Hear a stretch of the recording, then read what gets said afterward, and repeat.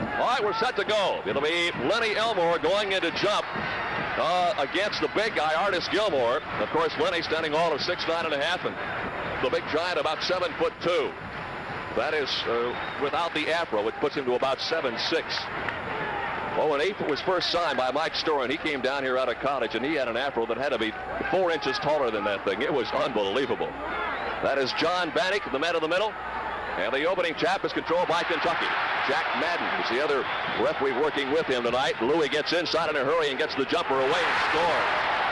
Took them all to 6 seconds to get the first 2 points on the boards tonight. The Pacer Ball Club was not particularly uptight in the dressing room before the game. Here is Joyce driving. Here's a foul being called by Vanny. Now, Jack Madden right on top of the play did not call a foul. Bannock under the basket did, and it's on McGinnis. On George, they called him for a moving pick. Jack Madden wasn't more than 5 feet away from that call, and you can see an unhappy Bobby Leonard. He is really upset about that. It's a foul on Big Mac. That is number 1. It's an offensive foul, so there's no team foul involved. Kentucky's got it again to the big guy. You'll watch him double team. Knocked away, but picked up by Wilbert Jones. Jones firing and missing, and Hillman's got the board. McGinnis will bring it across the line in a hurry around Jones. Shot short, foul anyway. And I believe Will Jones got him, and he did. And Will Jones has had his foul problems in this playoff series. Yes, you're going to see George showing no problems at all with that ankle. He's moving quite well. Goes up for the shot, and Jones does get him. Louis Dampier and Darnell Hillman conversing. Out back now, just friendly conversation while George McGinnis goes to the free throw line, a 72% shooter from there. Jerry, with the lineup that we have installed, it's back to that basic, anybody can take the shot offense, and it's geared to anybody open. Billy Knight can handle the ball, although against Ted McLean, he's going to have his problems because McLean is an excellent defensive player. Yeah, that is McLean with the basketball, now shuffling off to Dampier. Jones got around McGinnis, going in and tried to stop it and missed it. Rebound picked up by Gilmore in the baseline. Dampier stolen by Billy Knight. Knight spinning into the lane. Is it taken back away? Ted McLean does the reverse honors. Gilmore bobbled it, turns around and shoots and scores. And you can see Bobby Leonard. He is just irate again. They thought that Gilmore had bobbled it and got caught with a walking violation, but nobody caught him. 4-1 your score. Colonel's up by 3. Hillman knocked away. Will get a reaching in foul this time. Foul is going to be on McLean, and here comes John Bannock now down to Bobby Leonard. He's coming all the way down here to talk to Bobby Leonard. And they've got conversation going nose to nose. You can see him right there. McLean gets the personal foul. Well, Bobby's upset about that last offensive play that Kentucky ran, felt it should have been a traveling on Artis. Pacers basketball to McGinnis inside. He got Jones up, and what do we got here? The foul is on Jones, and will there be a goaltending call? I don't believe so. Now here is John Bannock again warning Bobby Leonard. Let's check it again. We'll see what you think. Yes, there goes George up for the shot. Now watch Artis. You decide. Does he get it on the way up, or is it on the way down? It looked to me like it was going up. Well, I think John was going to call the foul ahead of time. Let's see what they're going to give him, 1 shot or 2. He'll get the 2 shots. He's got to have 2 at that point of the game. There's no bonus or anything. Yeah, but I don't know how you wipe the goaltending out. Well, yeah, that is absolutely right. And, of course, the officiating, we don't want to get into that big controversy, but it has been controversial to say the least. Big Mac gets them both. Indy's all 3 of Indiana points added to his column. It's a 4-3 ball game, and it is a warm, warm Freedom Hall tonight. Dampier given room, fires outside and misses. The ball batted in the air, and McGinnis is going up to get it. Watch Big George's ankle. It's the left one. It doesn't seem to be bothering him tonight. Here is Billy Knight. Missing. Rebound, the big fella. Gilmore is devastating on the defensive boards. Jones threw it away. Last touch, though, by one of the Pacers inside, they say. George reached around him, and he had been beaten on the baseline, but knocked it out from behind. Less than 2 minutes gone in the ball game, and it's 4-3. Kentucky has the lead, and you can almost feel the intensity of this game. Gilmore reverse cut. The big guy has 2 field goals. His average is 23-6 per game. His best game this year was 37. And Excellent shooter. Shot 58%. McGinnis has got the three in the sky. Got nothing but net. Big George has picked up all 6 of the Indiana points, and you can see we're locked up for the first time in the ball game. Pacers have yet to lead. They have been behind by 3. Into Issel, working on Hillman for the jumper and scoring. Issel has played exceptionally well against Indiana in the playoffs to this point. McGinnis working on Will Jones. Threw it away, but can Knight catch it? He finally does. Now thought that he turned it over. Not a bad thought. Kevin Joyce, basically the singular guard in this game, though Billy Knight has that position attached to his name. Joyce firing, missing. Rebound tapped to free. Finally picked up by Will Jones for Kentucky. That's stolen by Knight and out of bounds to Indiana. Great play by Billy Knight. He picked the ball up in the air, threw it back in bounds, and caught Will Jones on the side of the head. And a timeout call by Indiana with a score. The Colonels 8, the Pacers 6, and 9:07 to go in the first period. We'll be back at Freedom Hall in just a minute. Trouble with trying to drive around a screen, the likes of which Gilmore says, is it takes you about 5 extra seconds to get around that guy. This is Joyce tying it up. KJ getting his first of the night. We are locked up at 10, 7.5 minutes to go, as you can see on the scoreboard. Dampier, been in the league since its inception. He was the first, one of the original Kentucky Colonels. Shot blocked, but a foul. No, goaltending. Give the basket to Gilmore. Artis getting his third of the night. Yes, Darnell came over to help Lenny out, as you're going to see here, and he did goaltend. Lenny overplayed him, and Darnell did what he was supposed to do. You have to have help with someone like that. I don't know what else you can do except get up there and try to knock him away. McGinnis penetrates and gives off now to Elmore in the baseline area, missing badly again. McGinnis makes the save and finally comes up with the basketball, goes for the shot, and is fouled in the process. That was just all hustle by George there. You're going to see this. Now the ball is loose, and they keep knocking around, he and Dan Issel, and now he is absolutely clobbered. Louis gets the foul. Dampier getting number 1, and Big Mac goes back to the line. 3 out of 4. He has 6 points. 6 of the 10 we have showing right now.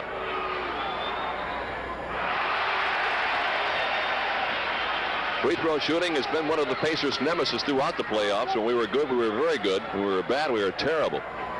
And it's not starting off particularly well tonight. That one won't go either. So George is 3 out of 6 in the line. 12 to 10. Kentucky by a pair with 6 minutes and 50 seconds of playing time at period number 1. Slow moving first quarter. Neither club able to get it in gear. Elmore moves out to Jones. McLean back to Wilbur Jones, about 18 feet short. Ball going out of bounds to Indiana.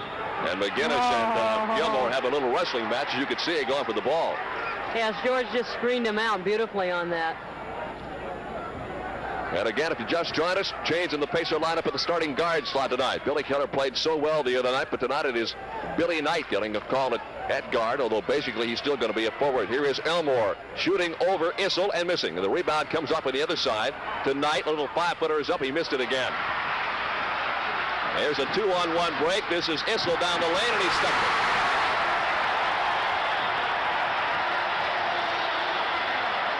Issel running right over Kevin Joyce. No foul call. Ball goes over to Indiana, and the Pacers down again by 4 points at 14 to 10. Knight inside. Good play. Oh, it was a beautiful play, and this you can do when you're 6'6.5", and the man guarding you is about 6'3". He really took him inside well there. They're just now warning Billy Knight for touching the ball as it came through the basket. That's become a regular gamely occurrence with the Indiana Pacers. You're not supposed to touch it. Once it goes through the hoop, that's it. Forget about it. And we have gotten into a habit of kind of grabbing it and putting it down, not really intentionally, I don't believe, just kind of become a habit. Jones, given room, won't take it. Back to Gilmore, and out to McLean. Missing, rebounded by Issel in the lane. About a 10-footer is going. Third field goal for Issel, and ball tapped out of bounds up court. It'll belong to Indiana. That was a lucky break. 5:39 to go. First quarter of activity. It's 16 to 12. Kentucky's got a 4-point lead. And McLean comes out of the lineup, and Bert Abert comes in. You'll see a lot of changes in this Kentucky Colonel outfit tonight because Hubie can go to the bench with those guards, and he doesn't seem to lose a thing when Abert comes in there. That's quite a matchup, too, with Bert against Billy Knight. Elmore, top of the circle, got it. Lenny Elmore picking up his first hoop of the game. The Pacers pull back to within a pair at 16 to 14. Watch the quickness of this Kentucky Colonel guard contingent. Dampier, Averett, and McLean. And there's a good sign of it right there. Averett throws it up and misses, but he got around his man beautifully. McGinnis in the behind the back. They have Knight on the right side. McGinnis goes to him, and it's too late. Boy, he had him all alone and couldn't get it there. Dampier over Kevin Joy scores. Well, quickly back up. Knight will fire. He will score, and the foul is called against Kentucky, and it may be on Dampier, and it is. Number 2 on Louis. That was an excellent pass. Now you see Billy getting the ball from George. He'll go up. You see that Dampier does make contact, and thankfully the ball goes in for us. Third field goal for the rookie out of Pittsburgh. Have a dozen points. He'll be at the line with 2 to make 1 because Indiana's in the bonus already. The Pacers, on the other hand, have committed only 1 foul in the first 7 minutes of the ball game. Well, 1 foul that counted as a team foul, I should say. Knight gets the free throw. Yes, George had that moving pick that obviously does not count in your team total. And the other one, of course, was against Hillman on that coming down in the back of Dan Issel. Averett, that's Jones. Way short, back to Gilmore, throws it up and misses. Rebound again. Issel's got it, puts it back up and missed it again. Tapped up and in by Gilmore. 4th field goal for the Big A, and it's 20-17 Kentucky. The Indiana bench just erupted there. Lenny Elmore was sitting down and obviously wasn't that tired. He was shoved down, and they just kept batting the ball around. That's Knight from outside. Missing, rebound, fought for, pulled off by Billy, and a whistle and a foul on Billy Knight. And on Billy, that's number 1. A loose ball foul. Nope, they say Kentucky had the ball in the rebound, so it does go up against our club total. 4:18 to go. First quarter of play from Freedom Hall in Louisville, Kentucky. Issel comes out of the middle area, missing. Rebound to Bird Averett. He wants the 15-footer, now takes it and misses. Rebound picked off Issel, stripped away by Knight, and picked up by McGinnis. 3-on-2. Hillman goes in for the slam dunk, and oh, did he get clobbered? Gilmore hips him up, but boy, he put him down. You're going to take a look at this. Now watch Mr. Hillman meet Mr. Gilmore, all 7, 3, 4, whatever. Ask Darnell how big Mr. Gilmore is. Hillman will get the free throw line, and the big dunker, a 75% shooter from up there. He has yet to score in tonight's ball game. Darnell Hillman, 6'9", San Jose State. First one finally falls. The good old-time flavor of Pabst Blue Ribbon never misses a shot. Pabst quality always comes through. Hillman looking for number 2. And they miss it. But the bonus will give him one more try. Okay, there's one big advantage to getting into that bonus situation early. And that's the advantage right there. It gives you a chance to put the pressure on the other team with that extra added shot, and this time it pays off. You can see Indiana's committed only 2 team fouls. We're down to the 4-minute mark of the first period. It's a 20-19 ball game. The Colonels have been in the lead since the outset. They've had that lead as big as 4. Issel working around Hillman. Underhand shot. Goaltending again on Lenny Elmore. Issel's 4th field goal. Look at this. Now watch, he's going to get around Darnell. George comes over, he gets around George, and there they called Lenny for goaltending. Tell you, it's not too hard to figure out who the best officials in this league are. We're going to get John Banny's going to have to take out Indiana and Kentucky papers as many times as we've seen him of late. McGinnis missing. Rebound Elmore. Lenny faking. Back up. Blocked away. And we got a foul on Gilmore again. And that looked like a pretty good block from here, but we're a long way away. Well, let's take a look at it. Now, there goes Lenny up a ton to get that ball. He's not intimidated. Gives a few fakes. Well, maybe he got him on the hand. You know, your perspective is a little bit different from where we're sitting than when the official made the call. Good shot of Hubie Brown, first-year coach of the Kentucky Colonels. He spent last year with that Milwaukee Bucks outfit. Larry Costello's assistant coach up there. Quite a guy. Very outspoken, says what he thinks, and obviously he's a pretty darn good coach. He's got this ball club into the finals and appears to have him rolling. You know, and he thinks very well, too. He's an extremely intelligent, articulate young man. Lenny Elmore will get a pair. Well, we just having some difficult moments at the free throw line tonight. George McGinnis toweling off and getting some of the perspiration up off the floor. 3:34 to go on the period in a 22-19 ball game. Kentucky in the lead. We can use a towel sitting over here. It is really warm in this stadium. Steaming down here. The temperature we pulled into town was right at 92 degrees. Is that how hot it was? I was in the pool. I wouldn't know. It was warm down here. Second shot good by Lenny, getting his 3rd point of the night. And again, that bonus comes into play. So the Pacers pull back to within 1 with 3.5 minutes to go in the first period. 22-21. Kentucky's been able to come down each time and keep that lead stretched out. Jones with room. There it is again.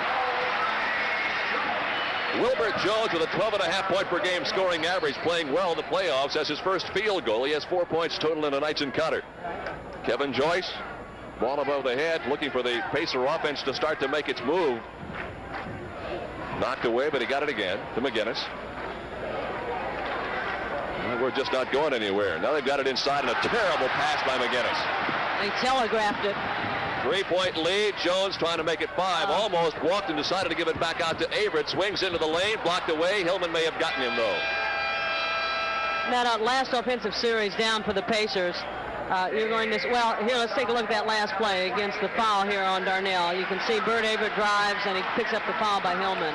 Number 2 on Dr. Dunn. Timeout called by Kentucky with 2:49 to go in the first period. Colonels 24, Pacers 21. We'll be right back after this timeout. As you grab some of the between periods and between timeouts festivities, a look at the Kentucky playoff scoring would find the big fella, Artis Gilmore, with a 24.3 scoring average, leading the way. That is a little better than his seasonal average. Issel with a 23 per game, 15.5 for Roberts, who's played very well. We haven't seen him yet tonight. And Louis Dampier at 14.5 per ball game. There was that last play that we were talking about where the Pacers did absolutely nothing, and George trying to force that pass through the middle. Of course, you just can't do that when you've got arms. I don't know. How long do you think Mr. Artis Gilmore's wingspan really is? Well, his shoes are size 17, so you can build up from there. Interesting thing about this, though, we get a tight shot of it. Take a good look. Gilmore's waist is 32 inches. Even a skinny guy like me has got a bigger waist than that, so he's not particularly big in upper chest area, but his shoes are 17. His official height is listed as 7'2". Averett hits and misses, and Indiana gets the board, but it's taken away by McLean and knocked out of bounds. Bird Averett, 6'2" out of Pepperdine, second year in the ABA, first with Kentucky. Last year was with that San Antonio Spurs outfit. Colonels back to that 4-point lead. That's the biggest they've been able to stretch it so far. Heading toward the 2.5-minute mark. McGinnis being guarded by Gilmore. Joyce has the 3 in the sky, and it's good. Kevin Joyce on the year shot right at 19% from the 3-point area, so he's not the guy you want taking those home run shots, but that time it was left available to him, and he got it, his 5th point of the game. Indiana back to within 1, 25-24. They give McLean all kinds of room out front, and he rips it right back. Kentucky has shot well in this playoff series against Indiana. Over the season, they were 3rd in the ABA in 2-point field goal shooting, 48.4. Indiana 6th with an even 48. Joyce again, good again. That's an excellent move by Kevin. He just simply drove around his man. You can see Indiana pulls back to within 1, but every time we get here and have a chance to get it back and go the other way and grab the lead, Kentucky retaliates with a good basket. They've got a change in the lineup. That is Thomas that had the ball. Back out to Wilbert Jones. This time they missed, but they get the rebound taken away and picked up by McGinnis. Now Indiana's got a chance to grab the lead for the first time tonight with 1 minute and 28 seconds to go in the first period. 27-26 score. Here is Knight being bumped by Ron Thomas. Gives it back out to Hillman. Darnell will shoot from the top of the circle and miss, and the rebound picked off of the Big A. He has a ton of rebounds so far in this first quarter. Well, you just hope that a guy like Gilmore won't decide, yeah, I'm going to play tonight. Rebound in the air, saved by Wilbert Jones, thrown back in and out of bounds. No, saved, but now it's out of bounds, they say. Another change in the Kentucky lineup. Dan Issel coming into the ball game. And Gilmore will go out. Artis leaving with 8 points and 2 fouls. Issel back in the lineup with 8 points. Now Issel will go in the middle. Dan, by the way, is the only guy in the ABA to have won All-Star honors at 2 different positions. He won it at center in his rookie year, and then on out to the forward position when Gilmore came along. That's Elmore hitting. 22nd field goal, 6 points. We got a lead for the first time tonight. Money starts popping those, and that's really going to open things up. 40 seconds to go. First period play. Indiana staying right with Kentucky in this all-important 5th game of the ABA Championship Series. Ron Thomas, baseline, Averett firing and scoring. The Bird Averett getting his first of the night. First field goal, that is, 3rd point of the evening. You can see Bobby Leonard at the upper part of your screen talking to Kevin Joyce. He's the point guard. Basically, it's a 1-4 offense. Joyce is the only honest to goodness legitimate guard in the lineup. They started Billy Knight at guard. Knight gets clobbered by Thomas going to the hoop. That's exactly the play that Bobby wanted them to run. He wants Billy to cut through there. Using his height, he's able, if George can get him the pass, he's able to work in low. Ron Thomas in the lineup for Kentucky is 6'6" out of the University of Louisville in his third year. Here comes a change in the Pacer lineup. He'll be walking to your screen in just a second. There he is. Roger Brown, 6'5", University of Dayton, in his 8th year in the ABA, an original Indiana Pacer. As a matter of fact, the first Pacer ever signed. And Knight at the line with a pair. Billy with 7 points.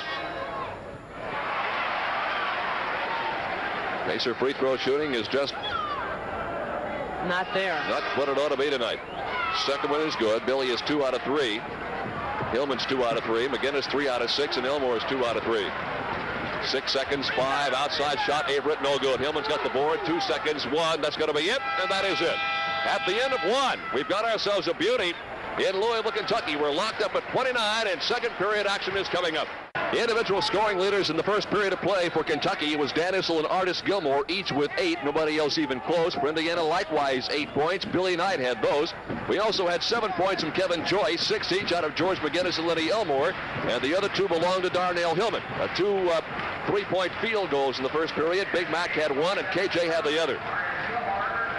So we'll see if Bobby Leonard and Hubie Brown want to make any changes. It'll still be Darnell Hillman in the middle for Indiana. George McGinnis on one side. Roger Brown will be either at forward or at guard. He'll basically be in the same kind of a category as Billy Knight, the swing man. McGinnis, Hillman, Brown, Knight, Joyce. That's McGinnis missing. Rebound tapped in the sky and pulled off by Dan Issel. Indiana right now is not a particularly tall ball club. There's Kentucky with that giant, and there's always going to have a height advantage. They've got to change also in their lineup. Marv Roberts, 6'8" from Utah State in his 4th year, has come in to play against us, and he's played very well in this playoff series. Locked up at 29. Marv Roberts trying to untie it, and he missed it this time. McGinnis has got the rebound. So maybe that is a sign of things to come also, because Roberts has played exceptionally well against us in this playoff series. Knight, or KJ getting inside, and Dampier got a piece of the ball, and KJ's unhappy with himself. And Kevin Joyce picks up one of those frustrating fouls. Yeah, sometimes when you get burned on one end, you come down and out of pure frustration, you commit a kind of one of those silly little nonsensical fouls. KJ thought he should have had the foul the other way at the other end and thought he would retaliate. When he did, he got caught by John Baddock, the out official. They've got it inside to Averett. He may have walked, but he didn't. Now Gilmore gets the foul, and that'll be free on the big fella. Gilmore cracked the boards hard and picked up what I have as number 3. Let's check the board. That's exactly what it is. 3rd on Gilmore. But I can recall very well that first game down here when we had Gilmore on the bench with 6 personal fouls, and Hubie Brown sent the shock troops in, and they just blitzed us.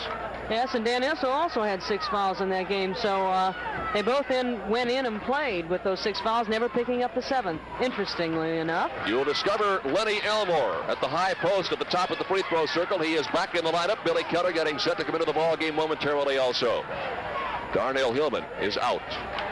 Here is the give across to Elmore in the left wing. It's off the mark. The rebound is picked off inside by Kentucky. Finally out of there with it is Ted McClain. All the way down the lane. Oh, runs right over Joyce, and KJ took it right in the chest.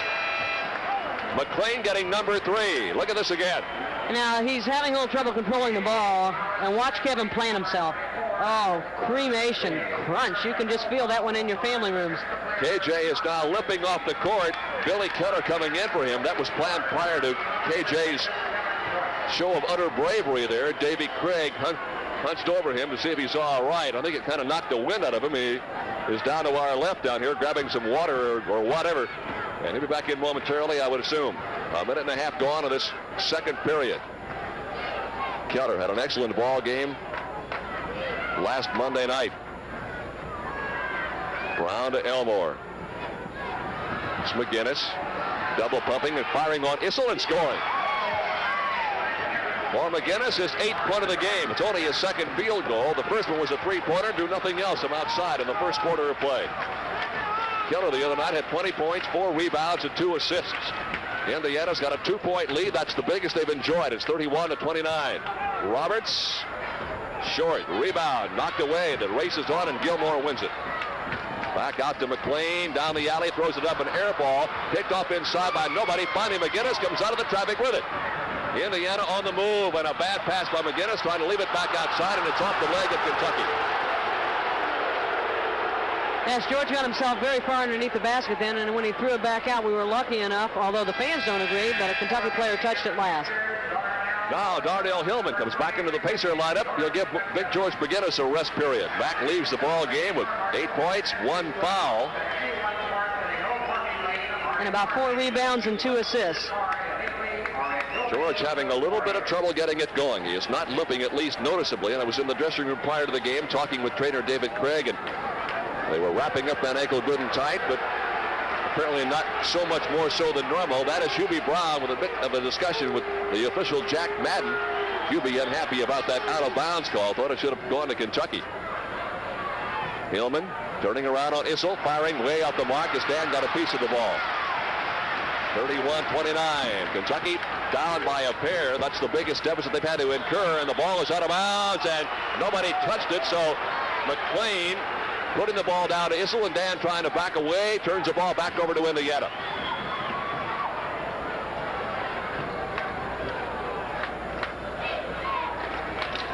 Keller looking inside, but nobody's there, so Billy will feed to Roger Brown, who can pump it outside, changes his mind. Gets inside and throws it up and scores. That was a desperation shot, and it's a shot that Rogers made for so many years. Beautiful to watch. 4-point lead Indiana. That's the biggest margin. In fact, that equals Kentucky's 4-point lead. Inside, foul being called as Hillman tries to go play defense against Issel. It is on Dr. Duncan on Hillman. That's number 3. That's a good tight shot of Dan Issel, trying to catch a little extra breath.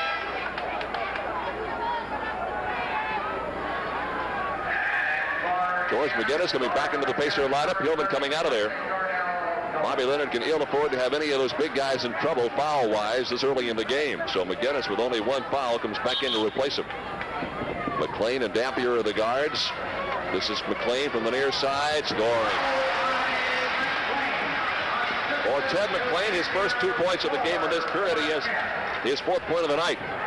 Now, Billy Knight's going to have to play him much more tightly because he is a good outside shooter. Keller turns down the screen, gets in the lane, and throws it up and misses everything badly. Loose ball picked up by nobody. What do we got? Jack Madden makes the call. It'll be a foul against Indiana, and it'll be on Billy Keller. And I think it's going to be a backcourt foul.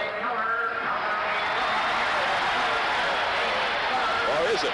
Apparently, well, John Bannock doesn't seem to think, oh, now Madden moshes him down here, so apparently he feels that McLean had possession of the ball. Bannock wasn't aware of that, and John was at the other end of the floor waiting. It's another one of those very interesting calls. The Hot Dog will get a pair. Fouled in backcourt. Picked up that nickname early in his high school and college career because of his pounding on defense. It's not a derogatory remark at all. McLean getting 2 out of 2. He has a half a dozen points. He has all 4 of the points Kentucky has scored in the second period. We're tied at 33. It's the 4th time it's been tied tonight. Keller's given a lot of room out back. Knight down to Roger Brown. Into the lane he swings. The hook shot is good. It will not count. An offensive foul on Brown. Offensive on Roger Brown. Look at this. Yes, now decide for yourself. There goes Roger with that patented backhand. See him take his left hand, and he did hook it around the waist of his defensive man, Mr. Roberts. So you almost got to be looking for something like that to see that kind of a... That's right, and they really are looking. 33 all. Kentucky with a chance to get the lead again. Kevin Joyce coming out of the room. Still will get a foul the other way maybe. Nope, going to be on Billy Keller again. That is 2 on Billy. He and Louis are doing what they've done for so many years. They're just beating each other to death down there for position. Bonus as of yet is not in effect. That's the 4th team foul against Indiana. Only 1 so far against Kentucky. On the next foul against Indiana, Kentucky goes into the bonus. McLean down the alley. And they're going to call a foul on Joyce, and the basket's going to count. Oh, boy, oh, boy. I don't know. They claim he got him on the arm here. Let's take a look. Now watch Kevin. They called the foul right before the shot went up in the air. Claimed he got him on the arm.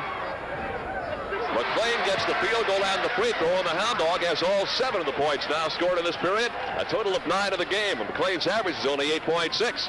36-33. The Colonels go in front by 3. That's the largest lead they've had in this period. Keller firing, missing. Rebound tapped away from McGinnis by Gilmore. They throw it out of bounds.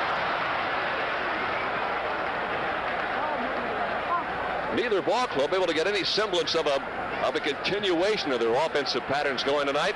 Kentucky was hot early, then Indiana took over command of the offense, and suddenly it's turned around the other way.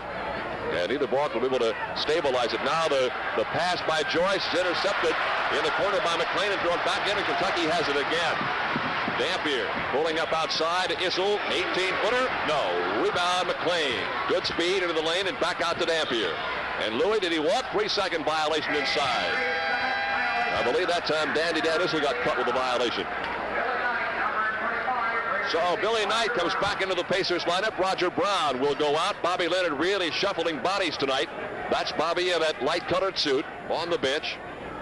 Maybe the players are beginning to feel the heat as much as we are. They're doing a lot more running than we, and it's awfully humid in here. There's kind of a mist hanging in this arena, kind of a fog. Not that that's going to bother anybody, but it is really, really warm in here. Keller around Louis Dampier, gets inside amongst the big guys, is shoved out of bounds, and the ball goes to Kentucky. Boy, oh boy, oh boy. Maybe you have to draw blood tonight. Dampier wants to change the basketball. That's Bobby Leonard. Down toward that midcourt stripe. Not a particularly happy man right now as he's seen his ball club lose a 4-point lead and fall down by 3 at 36-33 with 7 minutes and 20 seconds remaining in the first half. We'll have Gene Rhodes, the general manager of this Kentucky ball club, as our guest at halftime, and also the Pacemates, those that are here tonight. Now we got a whistle inside and a lane violation again on Gilmore this time. And you can thank Jerry Oliver, the Pacers assistant coach, for that call. He came storming off the bench. Vanek reacted to it. So Indiana back with the basketball. Reminds me a lot of the first half of the game the other night. Neither club can take command, just sort of teeter-tottering back and forth. Keller getting it in now to Knight, 6.5, working on 7-2. Gilmore misses. He had the shot all right, but it wouldn't fall. Issel. Rebound Knight. Roberts over the shoulder. And what do we got? A jump ball. Jump ball. Absolutely unbelievable. Boy, I tell you, Roberts almost tore Billy Knight's arm off on that. Well, we'll get a timeout before we have this exciting jump ball. Timeout, Kentucky. 6:44 to go. First half, 36-33. Colonels have the lead, and we're back with more action after this timeout. Let's take another look at that last controversial call, which ended up in a jump ball. You judge. Now, Billy Knight's got excellent inside position. There goes Marv Roberts over his entire body, yanks off his arm. That's a jump ball, folks. I think I'll turn this little TV monitor we have around here and point it toward the floor. Well, they wouldn't see it. Indiana with Billy Keller at guard, Kevin Joyce at guard, so we have a legitimate guard combination in there now. Lenny Elmore anchoring the pivot. Billy Knight and George McGinnis on the sides. Louis Dampier and Ted McLean with the Kentucky guards. Marv Roberts and Dan Issel on the wings, and the big fella in the middle. We'll jump it up now between Roberts at 6'8", Knight at 6'6.5". The Colonels get the tap. McLean into Roberts, working on Billy Knight, turning, firing, scoring. Roberts getting his first 2 points of the game. And the Colonels have their biggest margin tonight at 5 of 38-33.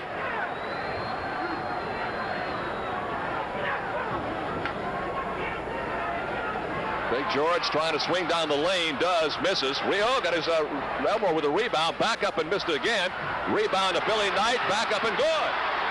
Boy, Lenny made that play. He sneaked in there along the baseline to pick up that offensive rebound and keep the ball alive. You can't make anybody happy tonight. Hubie Brown thought there should have been a 3-second lane violation called. He came storming off that Colonel's bench to announce that it's save inside. Here's the foul on McGinnis.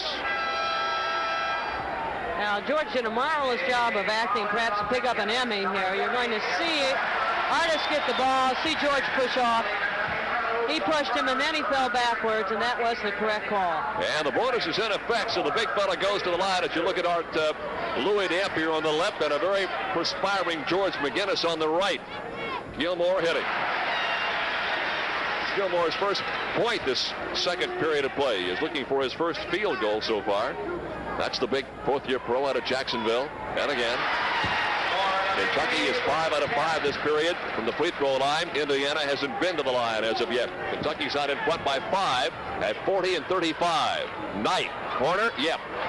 There's that patented shot that has become so famous to watch anymore. And even 12 points for Knight, who averaged 17.1 over the regular seasonal haul against Kentucky. Billy was a 14 per game scorer. They've got it to Gilmore, setting up low, back to Averett, shooting on Kevin Joyce and missing. Rebounded by McGinnis, tapped away to Billy Knight. Kicked off to Billy Keller. Indiana down by 3. McGinnis to Billy. He will fire the home run shot, and he missed it. The rebound of the air to Artis Gilmore again. Kentucky not giving Indiana many second opportunities. Roberts throws it up and missed it badly. Now a whistle on Issel along that baseline. Dan Issel getting number 1.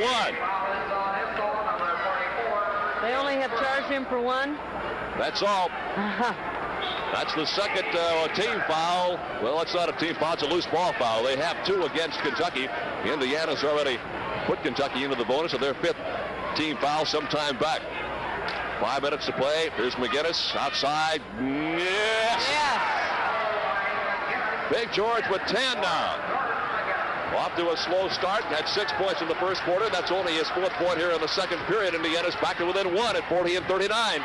Marv Roberts to Issel. Back it comes in the corner. That's Averett firing and scoring. It's a nice play they set up. Dan fed it off nicely to Averett, who was free in the corner. Averett's only a 43% shooter, but he's also, like the rest of the ball club, shooting very well in the playoffs.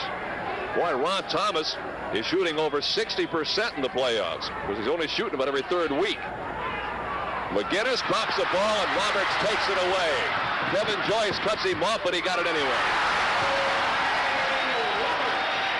Oh, those are the excuses, mistakes for which there are no excuses, and they'll just break your back when you're just trying to set up your offensive pattern.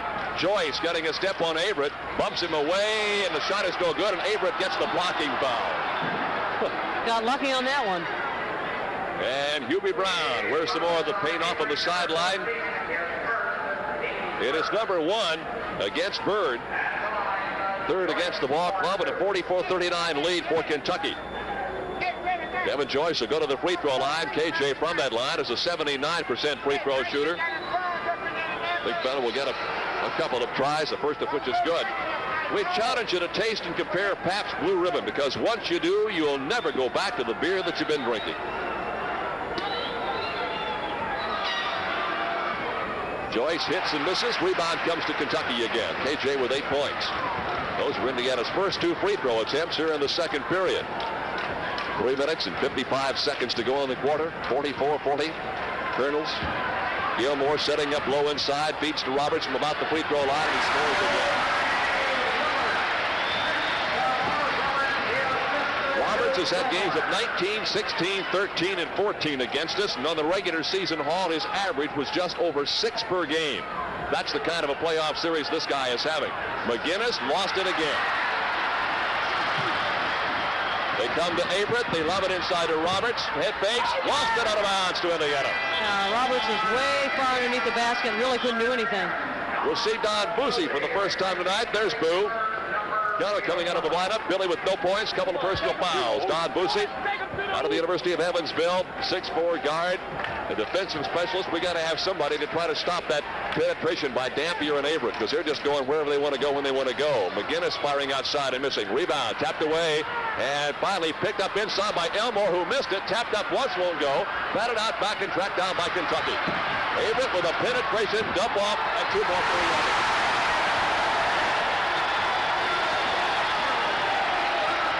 And the Colonels go up by 8. Right now they own the ball game. At this stage, they've just taken over. The momentum really has switched, and they're playing some smart basketball, and right now Indiana's making some costly mistakes. Kevin Joyce, about 20 feet away, got one. KJ, first field goal this half, 10 points in the game as Indiana pulls back to within a half a dozen. Indiana's in this entire series had a little problem of running back-to-back mistakes and not getting a shot away for 2 or 3 times up court. Way an air ball by Averett, picked off by Boosie, and a terrible shot. The Boo back across the line to Kevin Joyce. Wants it from this side this time, and he missed it. Rebound by Boosie, though. Boo back outside of McGinnis. He will fake the 3.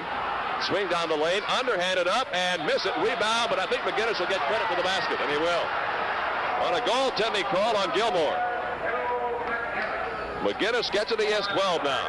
A timeout call now by Kentucky with 2:13 to go. As you look at the replay again, though, you can see him touching it on the rim. 2:13 to go in the first half, and a Kentucky lead at 48-44. We'll be back in Freedom Hall in just a minute. There's a general feeling amongst a lot of people, and I think even the fans, that if Indiana could somehow conceivably pull off a win tonight, it might just turn this whole thing around, even though still it's a 3-2 advantage in favor of the Colonels, and the home court advantage still very much theirs.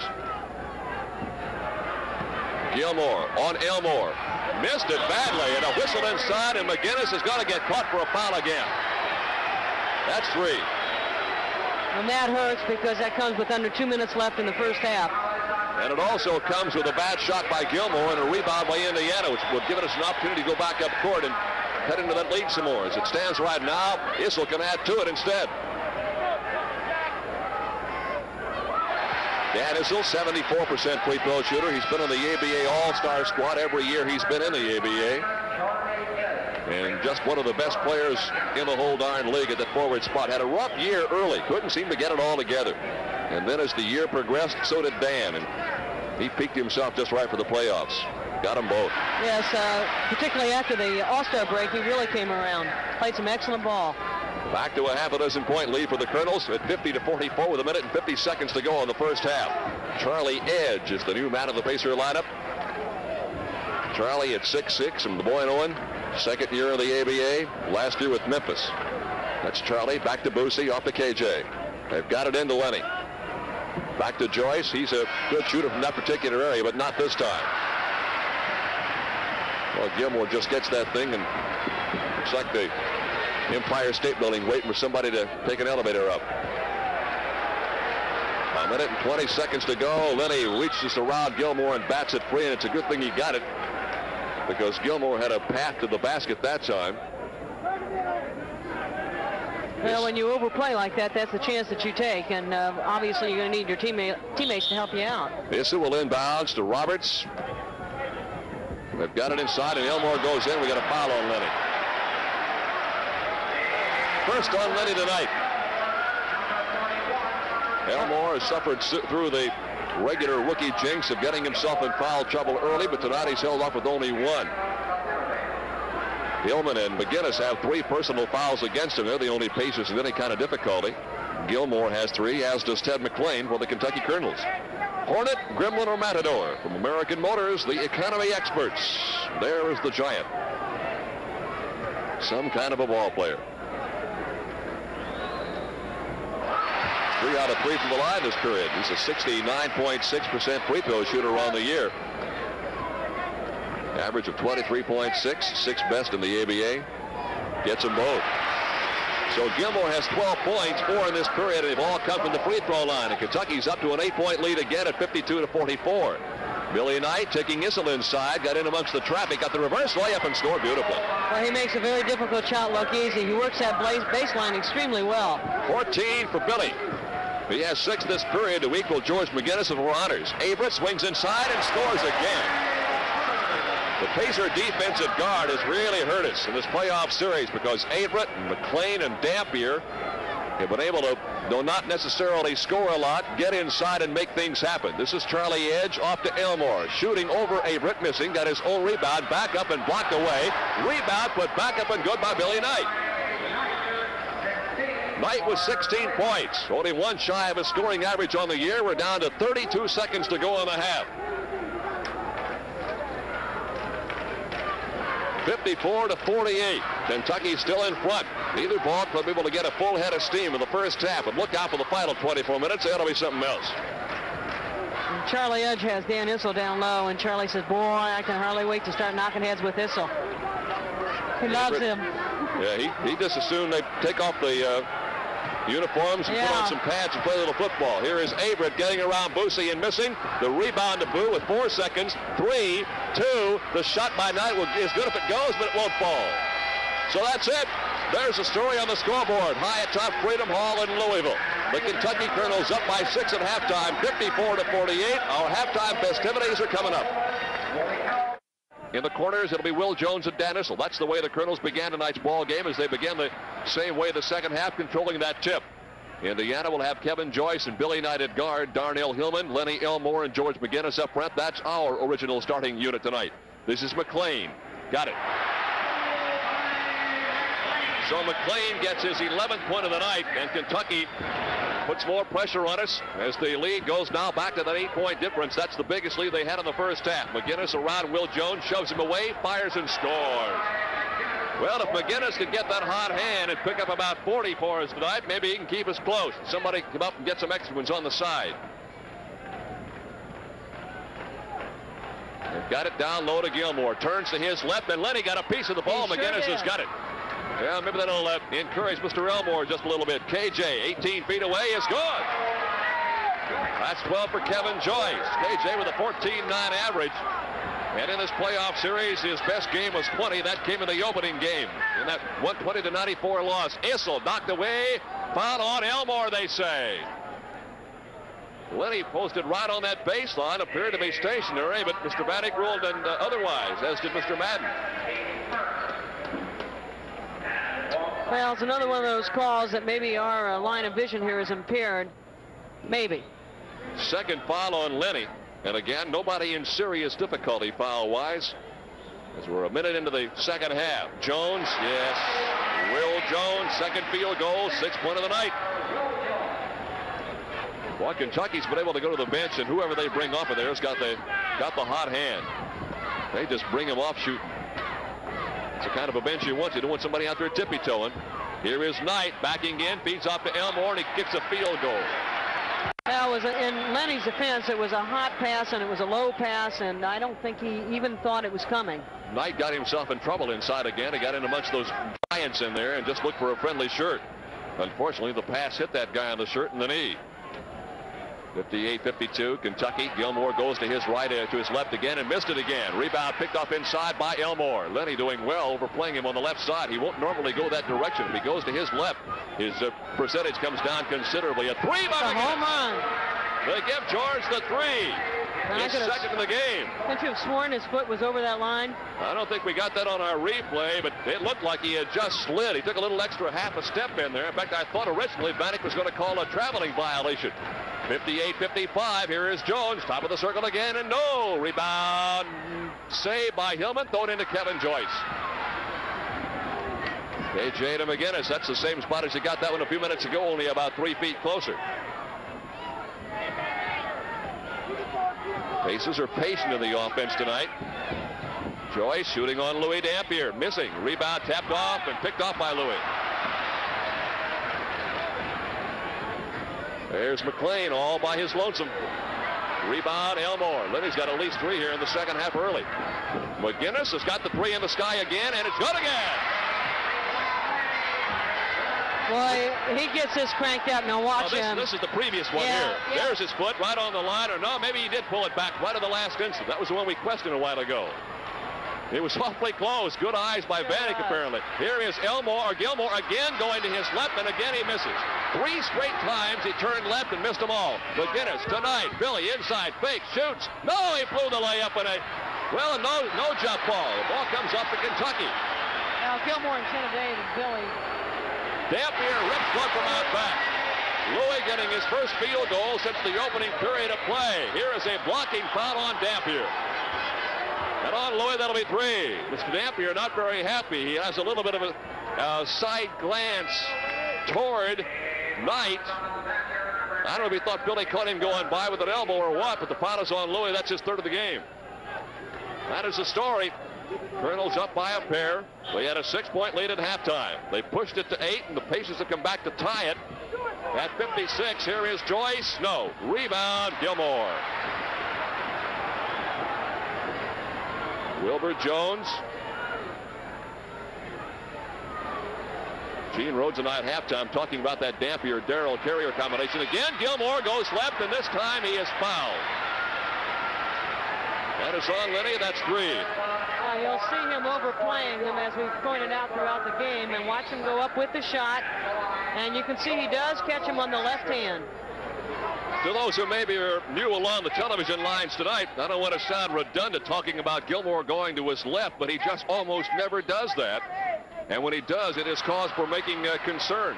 He's just the kind of a guy who, if he goes to his right and gets a step, he can just tear the thing off the rim or off the backboard. Well, these are the points that Hubie Brown has been trying so hard to work with him all year to improve his offensive ability. Hubie told me in an interview after that Monday game that he thought that Gilmore had reached, of course, a very high plateau, but he had a lot more to go. McGinnis shuffles off inside. Here's the shot. It won't go by Elmore. And the Pacer bench explodes again, wanting a foul on the big fella. Here he goes. Gilmore gets his first field goal since the first period. His 14th point of the night. And it's 62-58. The Colonels back to that lead. McGinnis about 18 feet out is short. Rebound tap free. Picked off by Gilmore in the middle. Kentucky on the run. Dampier down low to Jones. Inside for 2. And the Pacers want to take timeout.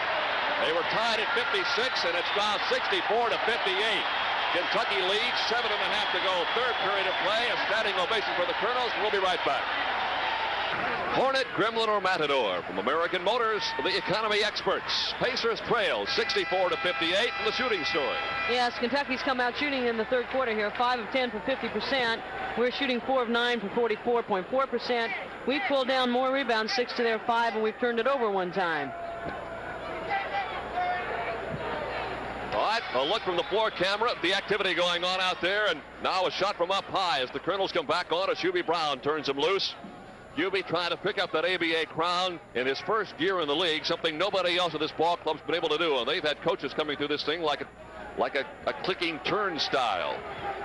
And nobody's been able to get the job done. They've been to the finals twice and lost both times. Joyce, great play inside on a super pass from McGinnis. That's just a great two-man play. You pass it in, you pass it back, keep on going. 14 now for KJ, an average of 14.9 of the regular season haul, 11 per game in the 8 contests against the Colonels this year.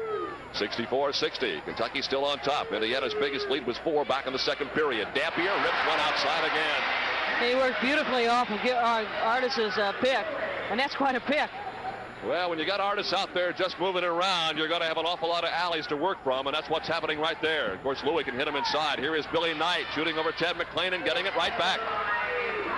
Well, Billy Knight, the rookie out of Pittsburgh, that's 18 points. McGinnis has picked up 8 this period and became the high-point man with 20 in the game. Issel, little fake and getting in a couple of more steps, and the E got one.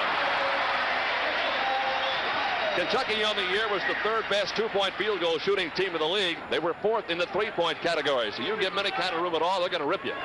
6:25 to go in the third quarter. Kevin Joyce, baseline over McClain. Short, rebound, tap free, tracks down, and finally out of bounds to Kentucky.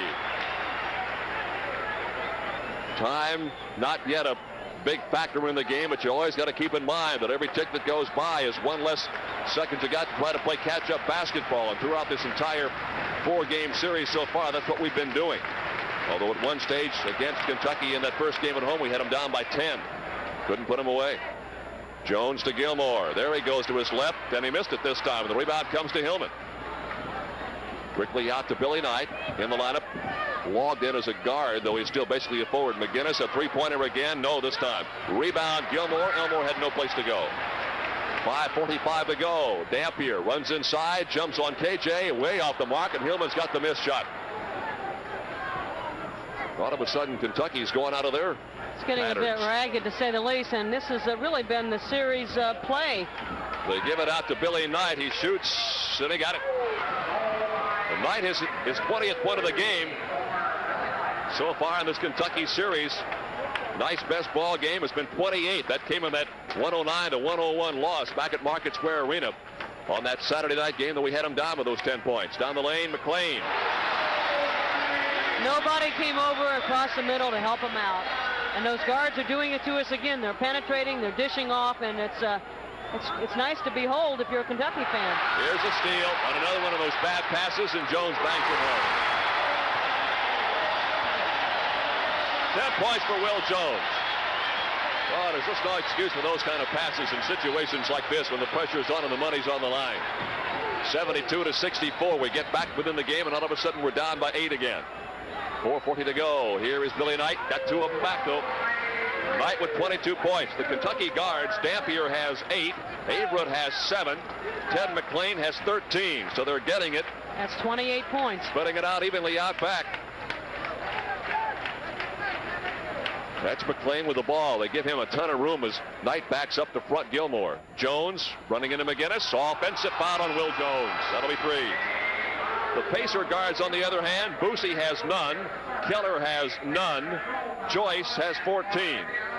Billy's been having his problem. Billy Keller, I'm speaking of now, has been having his problems in this Kentucky series. He was absolutely outstanding in the Denver series. I don't think I've ever seen him play better basketball in that particular series. Well, Bobby Leonard said if it hadn't been for Billy, we wouldn't be here right now, but it certainly left him in that 8 or 9 day span that we had off. Billy back in the lineup right now. Maybe he can get it fired up and move in that direction. We have a legitimate guard combination in there now. Keller and Joyce. McGinnis down the alley. Threw it away again, but tracked it back down. He double dribbled, and he walked all over somebody. He did double dribble first. Yeah, they caught him on that. Oh, that was an obvious double dribble. I couldn't understand why the whistle wasn't blowing, and it was. It's hard to hear things down here, Jerry. Do you notice that? Well, I think we heard that buzzer tonight. Yeah. They turned it on early before the game, and the buzzer went off. Gilmore, no. Rebound. Issel back up, blocked away by Hillman, and picked off by Keller. Billy Knight runs to the corner, shoots from there, missed it. Rebound picked off McGinnis, back up and good. For George, that's 10 points in this period. He has 22 in the game, and it's 72-68. Issel with an easy one. That's simply not getting back on defense, and Dan was all alone. I sometimes wonder if we're paying attention.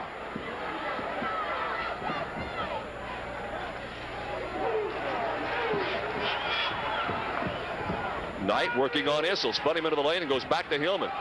He goes to KJ. Nobody wants the shot. Joyce will take it and get it. 16 for Kevin. He goes down hard, but you can see he's back up and moving. 74-70. KJ on the knockaway. It'll be out of bounds to Kentucky. We had a series in almost every game of 2 or 3 times, well, about a half a dozen times up court, split up into pairs. We come up and throw it away, get it back, come up and throw it away again. Well, I think the other night down at home was probably the most shottily played ball game in the first half. So many turnovers. That was Dan Issel, and Issel's got 16 now. And it's 76-70 as Kentucky continues to rip us. Their shooting when it has to be is really good. That's Billy Knight trying to get him back, and he does. Boy, Billy's really had a hot hand in this third quarter. Knight the other night here in that second game in the first half had, or was it back home? I guess it was back home. He hit 8 for 8 in that Saturday ball game in the first half, and he had an excellent shooting night. 76-72. Colonels, 2:25 to go, third quarter. McLean blocked away by KJ, but McLean gets it back and fires and throws an air ball up there. Jones hooks it up and missed it. Tapped up, Gilmore won't go. Rebound McLean, blocked by Hillman. Beautiful work under the boards, and then Hillman throws it away, and Joyce comes and gets it anyway. Here's the layup. They say that KJ was out of bounds. Oh, wow. They call Joyce for being out of bounds. Forget the basket. Timeout call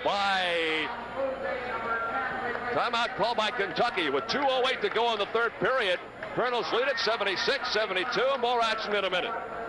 2:08 to go. Third period play from Freedom Hall in Louisville. Those are the goaltenders is the name of that group. And they are, as our pacemates are, trying to fire up this crowd down here. Over our shoulder behind us, we have a group of Indiana Pacer fans who have come down. And they're somewhat outnumbered, but what is going to be a crowd as of yet unannounced, but something up around, I would guess, 16,000 or so. Because as you look around the far reaches of this arena, there aren't very many bad spots. Many vacant spots. I was thinking bad spots because there was an article written in one of the papers here today really commending our Market Square Arena, saying it's a shame they can't have something like that down here. So nice to hear those things. Dampier over Keller. They can for $22.5 million. Yeah, of course, this thing probably would cost that much to build right now, but the difference is it's spread out. It's it's not nearly as an upright type arena. Here is Knight back inside and scoring again. And Billy is doing it all right now. He has 5 field goals this period, 26 points in the game. And he is our one saving grace at the moment as Knight keeps us in this affair. Down by 4, 78-74 with a minute and a half to go. McLean with room. No good. Rebound out of bounds too, and a foul. Nope, just out of bounds. No foul by Mr. Jones for going over the back of everybody. So it's Pacer basketball. Bobby Leonard with his fist clenched high in the air to signify the offensive pattern he wants his ball club to run. And Keller runs it right side. Double post high, as you can see at the free throw line. And a whistle inside, and maybe it's on Ron Thomas. It is. Ron Thomas, the third-year pro from the University of Louisville, getting number 2. And the Pacers want timeout. 78-74. Pacers are down by 4 with a minute 19 to go. And we'll have a chance to look at some of the guys who are making up this Kentucky ball club. This Artis Gilmore fella, for instance, with a total of only 14 points tonight. The big guy finished the year 6th in scoring, 2nd in rebounding behind Swin Nader, 2nd in 2-point field goal shooting, and 2nd in block shots. I don't know what else a guy can do for your ball club. He also has that one great advantage of being able to simply intimidate people. If you look carefully inside of that pack of folks there, you'll find the big fella sitting down there listening to head coach Hubie Brown as that ball club is up by only 4, 78-74 with a minute 19 to go. And Phyllis, I guess it's encouraging to note that without getting very much scoring from anybody other than Knight and McGinnis, we're at least staying close in this ball game. Yes, you know, this has been a very difficult series to make any sense out of. You look at the statistics, I recall the other night, first half statistics was all in our favor. And here we were down by 3 points at that point. And it is hard to make any sense out of this series. We have been out rebounded. Sometimes we've been out muscled and out hustled. But we've been able to maintain ourselves in a fairly close ball game. And I think that this ball game, like many of the others, is going to get down to the last 2 minutes. And perhaps it's going to depend on how well we can shut out their guards. Now, their guards in this particular quarter have not been doing the things that they did well in the first half. So maybe that's an encouraging sign. Here come the Colonels, and that's a look at Bobby Leonard and the Pacer bench. Jerry Oliver, David Craig sitting side by side, waiting for activity to begin once again. 1:19 to go, third period, lots of time left. Indiana, Knight will inbounds to Keller. Billy stays out to help out. He's got a mouse on his left eye. And a whistle inside. Foul actually away from the ball. It'll be on McLean. You can see Billy making his move towards the baseline, and they're calling the foul on McLean. If you can get a shot of Billy, he's got I call it a mouse on his left eye. I don't know if it occurred. I didn't notice it the other night. It must have happened in the first half. Well, of course, there's his right eye. Keller at the free throw line. We'll have a couple of tries. He just won't cooperate by turning around for us. Keller's the kind of a guy that's going to have bumps and bruises everywhere because he's an all-out performer all the time. And when he has a bad night, it is not because he is not at least paying attention and trying. He's giving you all he's got. 2-point lead, Kentucky. They had it as high as 8 this period. It was tied at 56, and the Colonels got it going in a hurry. Exactly a minute to go in the period. Well, they've got it where they want it now, but Lenny playing good defense. There's the hook shot out front. 16 for the Big A. But remember, he had 8 of that 16 in the first period. Didn't get a field goal in the second, has just 2 here in the third. So the Pacer defense has done a good job shutting off that middle scoring, at least out of Gilmore, though Issel has had a good night again. Here is Hillman shooting and missing, and Gilmore's got the board. And with 28 seconds to go, Kentucky can take the final shot of the third period and go to Hubie Brown with at least a 4-point lead. Hubie is up, as you can see, at the top of your screen, walking the sidelines, talking to his ball club. Bird, Averett at guard, and Louis Dampier. Averett had it deflected away by Boosie, but got it back. Averett penetrates, feeds off to Thomas. They got a block on it, and the Pacers going to pick it up. Yeah, Keller's got it. 3 seconds, 2, and oh, wow. He was level. Averett's going to pick up the foul, I believe. Jack Madden's going to make the call, or is he? Oh, he's got to make the call. He's walking all the way over here now, talking to Bobby Leonard. The foul will be on Bert Averett. Yes, and he's calling a loose ball foul. Now watch Billy Keller race like you know what to get after that ball. He's tripped from behind inadvertently by Bert Averett, and they end up in a tangle off the end of the court. He says no shots. It's a loose ball foul. Averett's second personal foul. It'll be Pacer basketball with 1 second to go. 1 second? Yeah, stay close on this one, Jerry. Oh, that's not nice. 1 second to go here. Let's see if we can throw another one in here. Boosie's going to inbounds. Keller set up way down in the corner, as you can see. The clock doesn't start, remember, folks, till someone touches the ball after, Don passes it in. Keller will break on the near side. They've got it to Hillman all by himself, and he got it. Oh, it came out. Oh, man, oh, man, oh, man.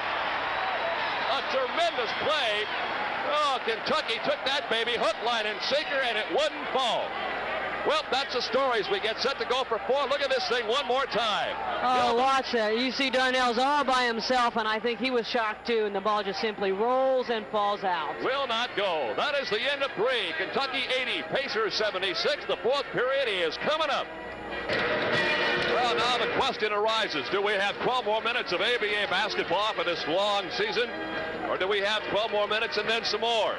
At the end of 3, it's 80-76. Kentucky's being led by the 16 points of Dan Issel and Artis Gilmore. Indiana has 26 and Billy Knight and 22 out of George McGinnis. Boy, Gilmore has just been a bear on the boards. He personally has 23 in the game so far. In the third quarter, Kentucky took down 14 to our 12. Kentucky shot 45%. We shot 55%. George has 7 assists in the game. Louis Dampier has 10. We committed 4 turnovers to their 1, and as Jerry says, this may be it till October. But there's 12 minutes to go, and the Pacers have played well in stretches and very poorly in other stretches. Let's see if they can find one of those good stretches. The tap control by Kentucky, that's nothing new. They've had almost every tap. As a matter of fact, we've lost about 98% of the taps since the start of the playoffs began back against San Antonio. It seems like an eternity ago. Watch out for this guy. If he decides that trophy is, those rings are only 12 minutes away. If he decides to get it going. Gives it back off to McLean. Back into the fella. Here we go. Blocked beautifully by Elmore, and goaltending. Oh, Jack Madden calls goaltending.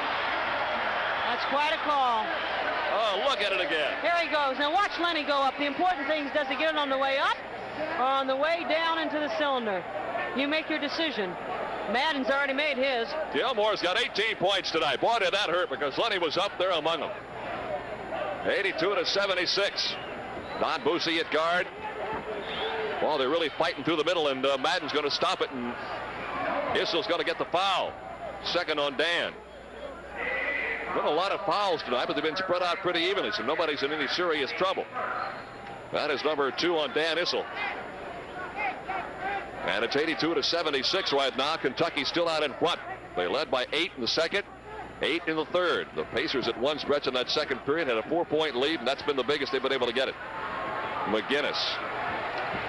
Double team. Back out. Billy Knight. No, won't go this time.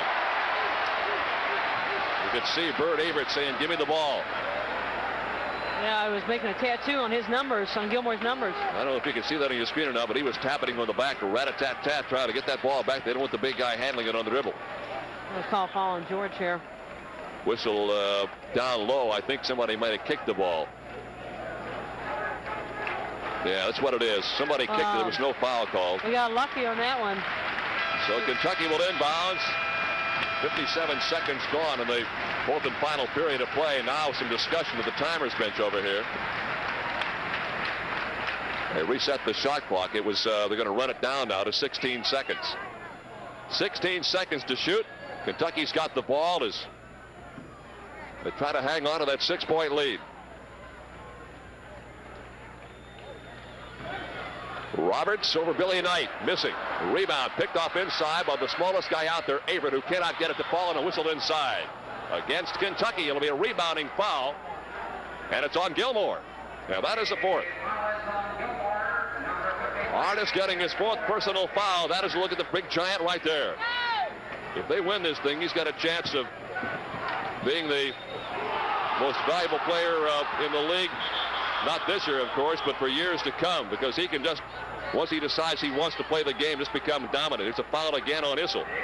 Of course, this year McGinnis had to share it with Dr. J. Gilmore's had it before. And they say that one of the things that they're having trouble with Artis is the concentration factor, getting him to decide he wants to play all the time as well as he can. And you never know why a championship can do strange things to people.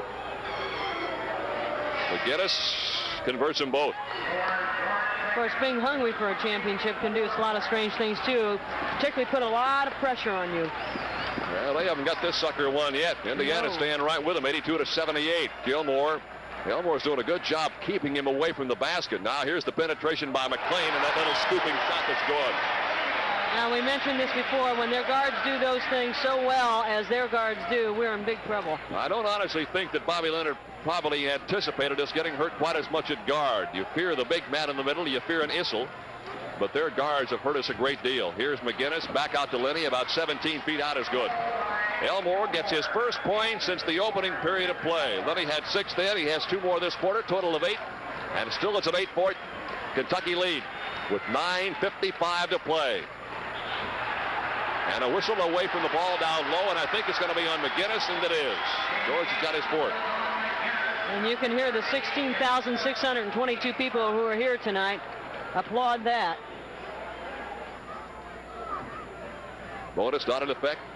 Shot partially deflected away by Boosie. Here's the flip-out pass. It's deflected away and tracked down by Averett. So Indiana trying for the fast break, threw it away again. Averett and McLean in the corner to Marv Roberts, who came in to play that forward spot. Give Will Jones a rest period. Still trying to get it into Gilmore. They've got it down low. Back to Averett, shooting on Billy Keller.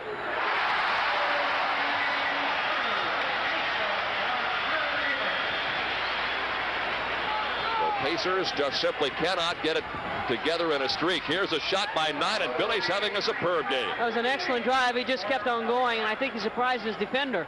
Good pass by Billy Keller. 28 points for Billy Knight. His best game in the San Antonio series was 35, and he had 44 in one of those Denver games. 28 is his best effort. It equals his best effort. He had 20 and also on that 3rd game. Issel bumps McGinnis away, and we had a, what do we have? No foul. Gilmore gets the field goal. Artis gets the field goal, his 20th point of the night. And again, we're gonna wipe off the basketball this time. Changed balls a while ago, unhappy with it. Now they want some of the sweat wiped off of it. McGinnis claiming he couldn't hang on to it. Well, they must have gone through a ton of that stickum stuff. It is so hot, they're just drenched. 88-82, the crowd yelling defense as Knight shoots over Roberts and misses. The rebound in the corner and tracked down by Gilmore again. And the big A flips around to Averett, and here they come. Averett shooting. Oh, boy.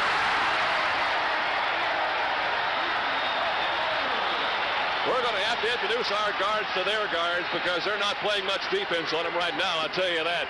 Well, they're awfully quick. Very, very quick guards for Kentucky. McGinnis, good play. Foul on Gilmore. I'll call a blocking foul. Look at George get around Issel now. He helps himself get around with his left arm. Then he comes around, makes the shot. They call a blocking foul on Artis Gilmore, which is his, what, 4th foul? That is a 5th on the big fella. That doesn't hurt. Gilmore with 5, and there's a ton of time remaining in this ball game. 8 minutes and 12 seconds, and the Pacers are not the kind of a ball club that are going to give it up and go home. They're going to take a timeout now, though. Timeout Indiana with 8:12 to go. Kentucky 90, the Pacers 84. More action from Freedom Hall after this timeout. The interesting thing about tonight's game, the Kentucky fans, all 16,622, have been loud at times, but nothing to compare with the Indiana crowds. And one of the reasons is they just aren't quite sure yet this is for real. McGinnis gets the free throw shot to pull Indiana even closer. Kentucky has been to this point before, and they've lost both times, once to Utah, once to us, and the fans are not quite sure they've got what it takes, but they've got a good advantage right now at 90-85. 8 minutes exactly to play. They give him room, and they miss. And the rebound comes to McGinnis as McLean couldn't get it to fall. Well, let's see what Bobby Leonard called during the timeout there. See if we're going to change the offensive pattern. It appears to be a little bit of a slowdown game now. We got to have some points. McGinnis turning on Issel, shooting, scoring. Nothing fancy about that, but when it goes in, it's beautiful. Big Mac has 7 points in the period, 29 in the game. He with 29, Knight with 28. They have kept us alive in the second half. In fact, only 2, 4, 6, 8, only 10 points in the second half have been scored by those other than those two guys I just mentioned. Gilmore just keeps banging it away. He's just playing volleyball up there. That's 22 for Gilmore. His average was 23-6 on the season overall and 25 in the 8 games against Indiana. Pacers down by 92-87, 7:10 to play. We've got to score every time we get the ball. I just announced that Gilmore has 28 rebounds, which is his high. This is Knight turning on Issel, shooting. He's got it. Billy Knight with his 30th point of the game. And the Pacers continue to exchange baskets, but that won't get us very much. 6:50 to go. Roberts. Right side McLean. Down to Gilmore. He turned, shoots, and he got it again. 24 points for Artis Gilmore. The man of the hour. He had 41 in that second game. Here is McGinnis, and it should be a blocking foul on Issel. That'll be... And that's 4 on Big Dan, according to my figures. We'll wait and see what they throw on the board up here. That's 4. Issel with 4. You can see this. Yes, you can see this on your screens that Dan, it's not a popular call here, but Dan was blocking.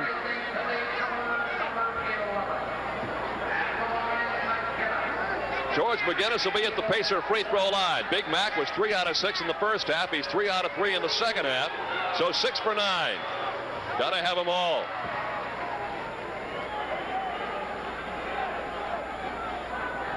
George McGinnis, co-MVP this year in the ABA.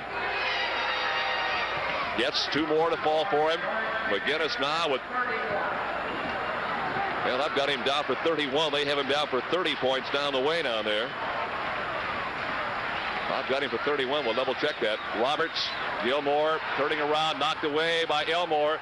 And finally returned by Gilmore in the lane. McLean knocked away. Loose ball saved by Roberts. It's all going their way now. They missed the shot. McLean back up and going.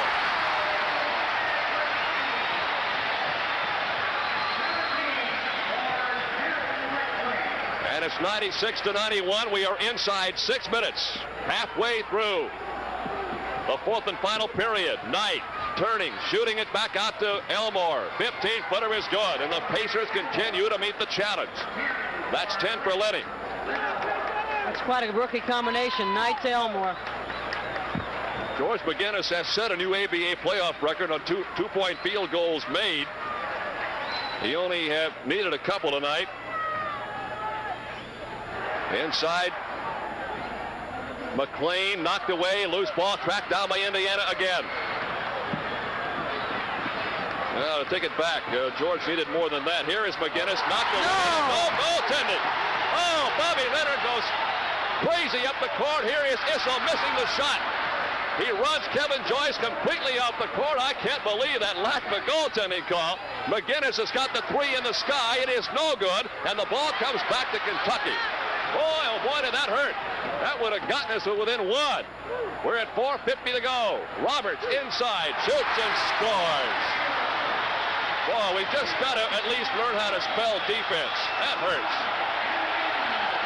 Pacers take timeout.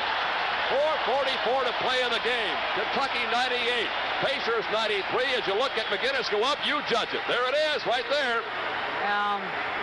What can you say? Against San Antonio was 51. He had 40 against Denver. He had 35 in the first game against Kentucky, 30 in the second, 19 in the third, and 22 in the fourth. Here is Billy Knight inside, shooting it off the glass and missing. And Kentucky's got the board, and right now they're 4.5 minutes away from their first ABA championship. Dampier. Louis with 12. And Kentucky right now beginning to realize how close they are. 100-93 is the score. McGinnis going down the lane to Knight on the baseline, and he's got it. Billy Knight, a superb ball game. 32 points for Billy. Now you're going to see the Colonels, they're going to run that clock down now, and this is going to be a factor. We're almost under 4 minutes. Well, I wouldn't mind seeing them run it just a little bit. It takes them out of their game. McGinnis knocks it away, and Billy Knight tried to make the steal, couldn't get there. McLean gets the screen, missed it, rebound tapped away, but Gilmore makes the save in the corner. Actually, McLean comes out with it. You can see Hubie Brown wanting his ball club to go back out, set it up, and spread the floor and kill some of that shot clock. They're in no hurry. 3:35 to go. Bobby Leonard in front of us yelling a lot of time, 195. Game's a long way from over yet, folks. Don't anybody reach for that knob. Dampier into Gilmore, knocked away, and the Pacers have it. Kevin Joyce on the run, comes to Knight. Billy's got two more. Oh, an excellent fast break. Good defense, and that set up the steal, and a good fast break by Kevin and Billy. And that's what I was saying about let them slow it down. As soon as you lose that momentum, and that's what Kentucky's going to do right now. They want to take time out and talk it over. Timeout, Kentucky, 3:10 to go in the game. Well, the Colonels had a 7-point lead a while ago, and they began to go into a little bit of a nursery and try to protect that thing. And as I suggested, as soon as you go out of the game plan that got you that lead, you get yourself a little trouble once in a while. They're not in that big a trouble yet. But another miscue, and the Pacers get that 2 or that 3-point field goal, and suddenly, Charlie, it's a whole new affair. Yeah, it's almost like sitting on a big lead in football. Sometimes momentum changes to the other team, and you're in big trouble. All right. Here it comes. Roberts down the alley, shooting and scoring, and that's what we don't need. Roberts now has picked up. They steal the inbound pass. Well, there's that I was telling you about earlier that we've had trouble with this whole series. There's just no excuse for that. All you got to do is find somebody in the same shirt and hand it to him if necessary. 2:44. Bobby Leonard in front of us, motioning his club to play back. Let him kill the clock. 102-97. 10 seconds to shoot. It's down to 8. Roberts again. McClain inside Gilmore. There's the hook shot, and he missed it. The rebound. Oh, it mid-air. Off the edge of the rim and danced on there and came out. Gilmore with 10 points this period, 26 in the game. Keller is in to give us some outside firepower.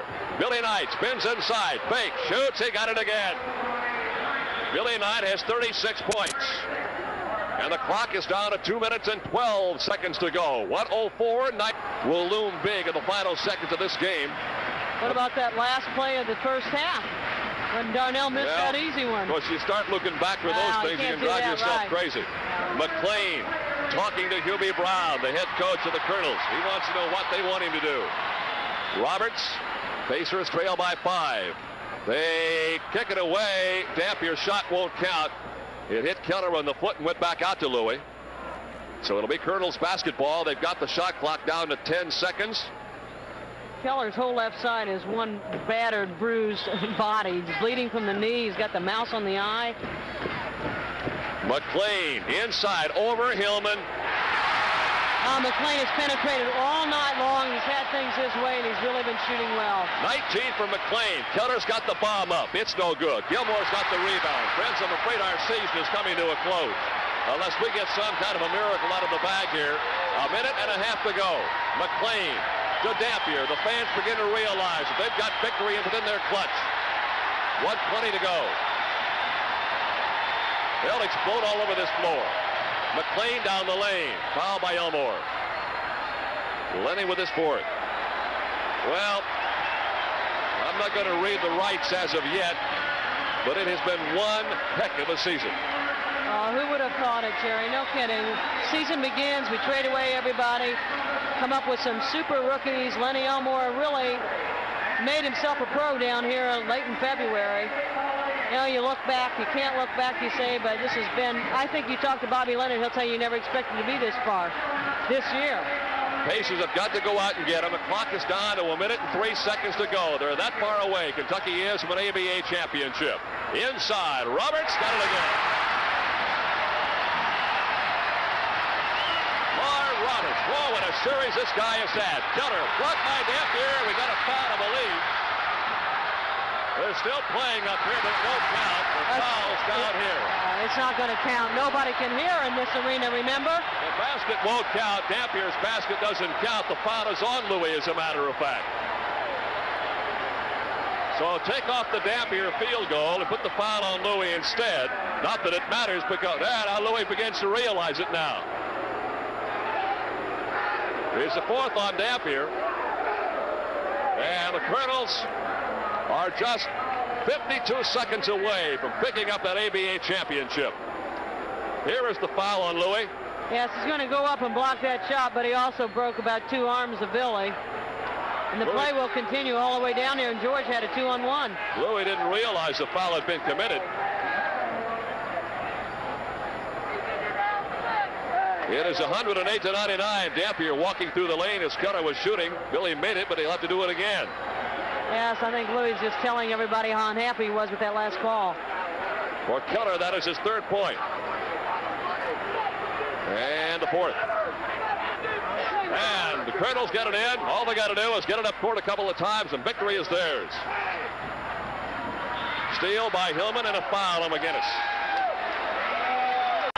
That'll be the 5th on Big George. Now the fans all standing in mass, all 16,622. Elmore gets his 5th foul. 108-105. The clock is down to 15. Only 1 second. Tip 5. These are going to be very important free throws for Artis. Gilmore, a 70% shooter on the year, 69-6. He is 4 out of 6. He hit his first 4, has missed his last 2. And here's the big guy's pressure free throw attempts. Nothing to it. Nothing to it. 16,622 people are standing there screaming and staring at you. Cool as a cucumber. Got a deuce. That might have done it. Indiana will take timeout again. Clock didn't move. Didn't have to move. 15 seconds to play in the ball game. You're looking at Lenny Elmore and George McGinnis heading back down toward their Pacer bench and head coach Bobby Leonard. And where do we go from here? McGinnis, really just a ball of perspiration. He has worked hard this game, and again we forget that ankle is still not 100%. No excuse. But the big guy's played with the pain. He said it wasn't going to keep him out of this ball game. Well, he seems to be moving on this ankle a lot better tonight than he did the other night down at home. And of course he's had a couple days rest with it. And as you mentioned, they have taped it. A double tape Davy Craig puts on it. You know, everybody's ankle's taped regardless of an injury or not, but when you do have an injury, they double tape it. And George, I don't think that is, you talk to him after the game, he'll tell you that didn't bother him in the least. We've got a shot at this. I know that sounds ridiculous. We've got 15 seconds. We're down by 5. We get a 3-point. We get a 4-point play. Well, now Bobby right now is making the decision on what he wants to do. Do you go for the home run first and hope to get the ball back, or do you take it inside, try to get the sure 2 in the foul? That's where the coaches actually earn their money, right here. That is, and he's got the whole team that he's diagramming exactly what he wants done, and you know that Bobby Leonard is a proponent of the 3-point bomb. You've been watching all year, and you know he loves to use it, and we've used it well. Indiana has no more timeouts left. Jack Madden just walking by, signifying such. That was their final timeout. So whatever we get from here on out, we got to get on the floor. No more timeouts to talk it over. 15 seconds to play. It's 110-105. The Colonels have that lead. McGinnis will inbounds. He's got it to Hillman. Darnell, a long way from home, goes to Keller. Billy's got the 3 in the sky. It is no good. The rebound tapped off and the chase is on. It's saved by Elmore. Going back into Billy Knight. Knight down in front, missing. Rebound to Kentucky into 2 seconds. 1 second, ball game's over. It's all over in Kentucky. And the Colonels are going to hang their first ABA championship banner from the Raptors at Freedom Hall. They have won it 110-105. You see the players congratulating each other. The rivalry here is intense. Technical facilities for tonight's game were supplied by WAJS Television here in Louisville. Our executive producer was Don Tillman. Produced tonight by Michael O'Rourke. Jerry Whitley was our director, and the assistant director was Harry Gundrum. Slow motion replay, Dick Blair and Jim Miller. Any reproduction of this telecast is strictly forbidden without the express written permission of the Indiana Pacers, who also have the approval of the announcers used in this telecast. This is Jerry Baker speaking for Phyllis Ackerman. Final again, 110-105. The Colonels win it. Congratulations on the ABA championship to Kentucky, and the Pacer games next year once more on Channel 4. And so long for now.